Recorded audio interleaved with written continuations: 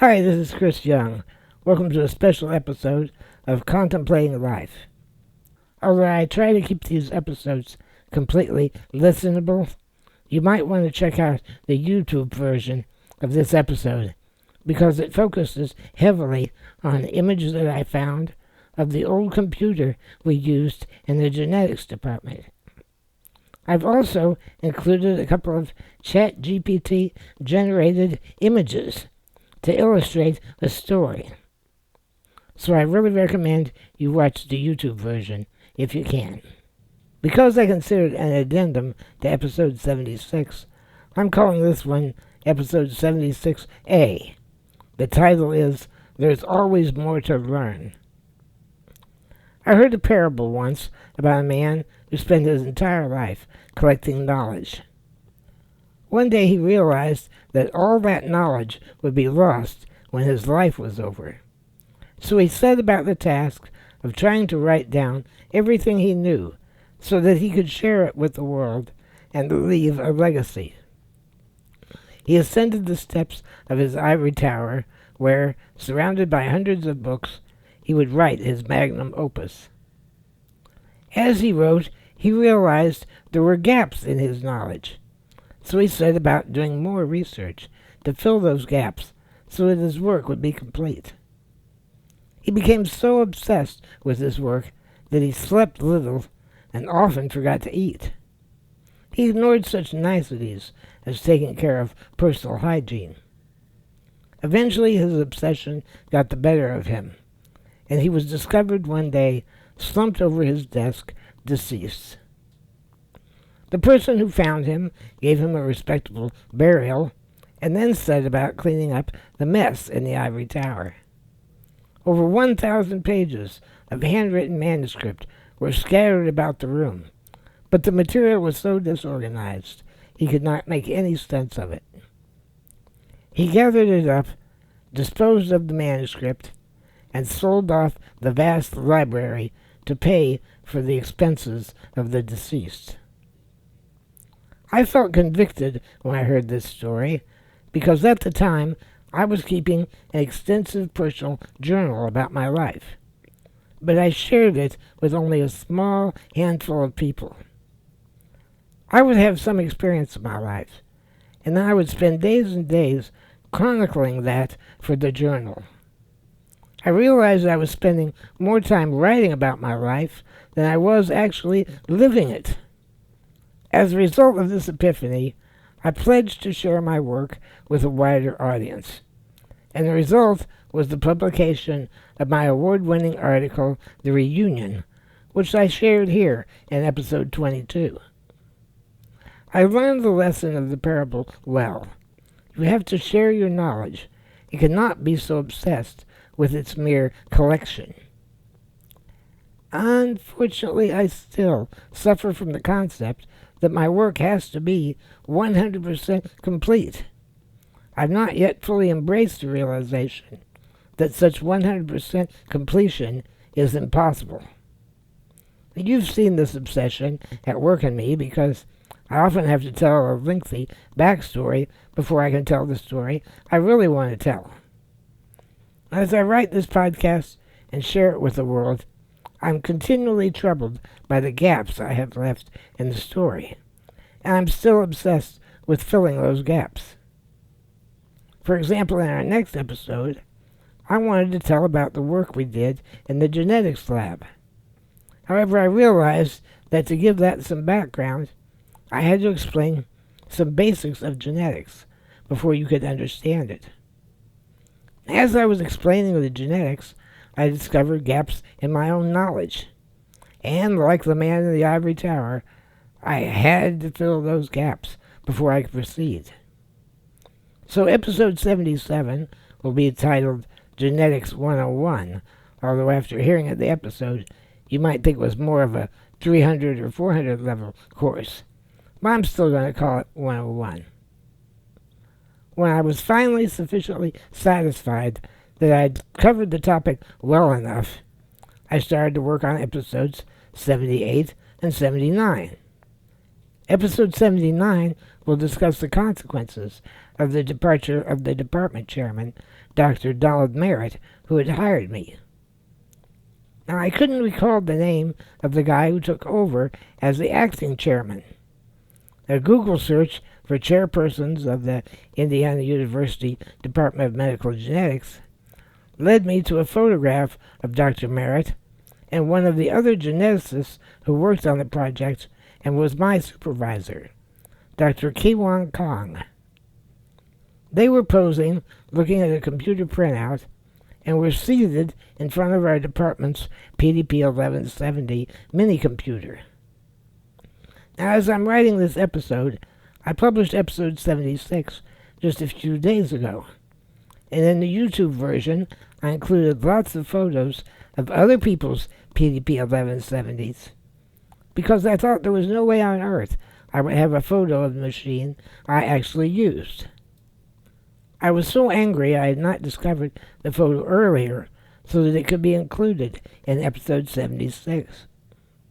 Furthermore, that episode included extensive technical details about our hardware, especially as it was configured in our department. However, that photo refreshed my memory about a piece of hardware I'd forgotten about, and another minor piece of hardware I chose not to write about. Well, hell, what do I do about that? Just include the new photo in episode 79, identifying the two men and saying, by the way, that's our actual machine in the background? I could do that. But what about the hardware in the photo that I didn't describe when I talked about the machine in the last episode? It's just sitting there in the background, screaming at me, Chris, you didn't talk about me. How could you be so negligent to talk about this computer and leave me out of the story? The realization that I'd left out this detail was like dangling a bunch of drugs in front of an addict. So I'm compelled by an obsession to tell you about those couple of pieces of stupid hardware, or I won't make it through the next episodes. I can just imagine myself on my deathbed feeling devastated that I left out these details. Okay, perhaps it isn't that bad, but it's closer than you think. And the end result is, I'm going to tell you about the stupid hardware anyway. So, see the YouTube version of the episode to see the photo in question, and follow along with the following explanation. The older guy on the right is Dr. Merritt, who you've already heard about in previous episodes. The guy on the left is Dr. Kong, and he'll be featured extensively in episode 79. To the upper right of Merritt's head are several rows of tape spools known as deck tapes. Everything in a Digital Equipment Corporation computer seems to have the prefix DEC in front of it. Deck tape, deck system 10, deck writer, and so on. The outer rim of the spool was 3 7/8 inches in diameter. The inner diameter, where the tape was wound, is 2 3/4 inches. So the wound tape only occupied about 1 inch thickness. The tape was 3/4 of an inch wide. The spool was stored in a translucent plastic container, usually with a blue tint. There was a paper sticker on the front where you could write identifying information. These tapes were used on a variety of Digital Equipment Corporation computers, including the DEC System 10 that I used in college.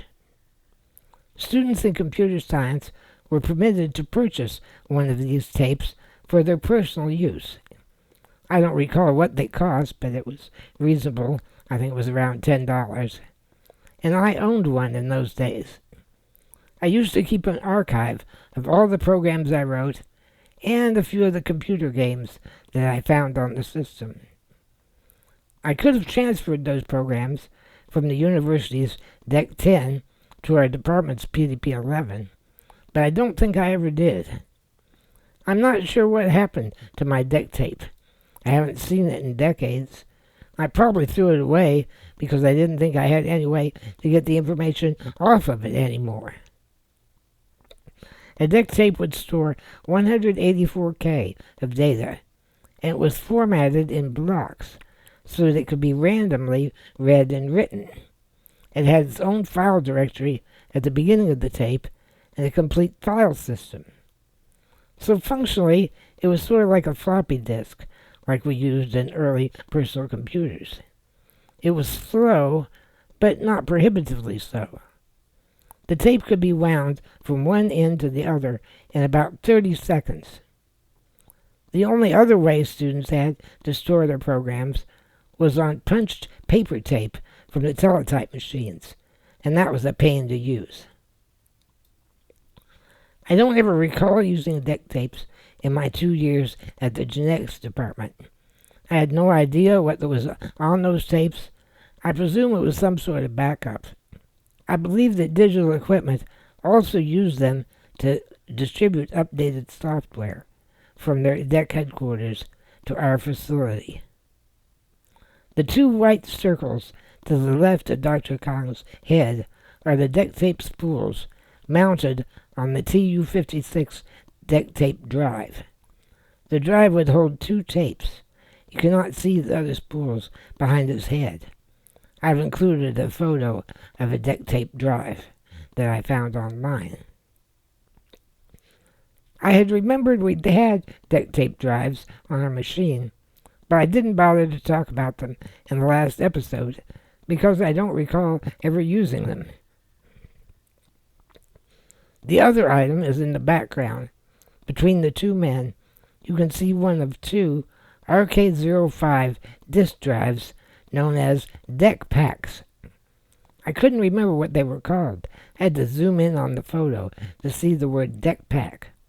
And then I did some Google searches to get the technical details. They contained a removable cartridge containing a single 14-inch aluminum disc platter that would hold about 2.5 megabytes. I seem to recall we used them for backup purposes. So there it is. I can sleep at night now that I haven't left a gap in the story. At least, unlike the guy in the parable, I shared it with you before I died. In episode 77, that I've already written, we'll take a deep dive into genetics, just so I can tell you about a paragraph's worth of explanation of what we did in the department. It's another one of those instances where I had to tell you a huge amount of background just to tell you one little thing. In fact, that's what I did in this episode. I gave you a huge amount of background just to tell you what a DEC tape and a DEC pack were. Episode 78 will be about a new guy who joined the programming staff at the genetics department, and he became a very dear friend. Episode 79 will then describe my departure from the department. If you find this podcast educational, entertaining, enlightening, or even inspiring, consider sponsoring me on Patreon for just $5 a month, even if I am too long-winded. You'll get early access to the podcast and other exclusive content. I'm not in this for the money, but every bit helps. As always, my deepest and most sincere thanks to my financial supporters. That means more to me than I can ever explain. Even if you can't provide support, share the links and share the podcast on social media so I can grow my audience. I just want more people to hear my stories.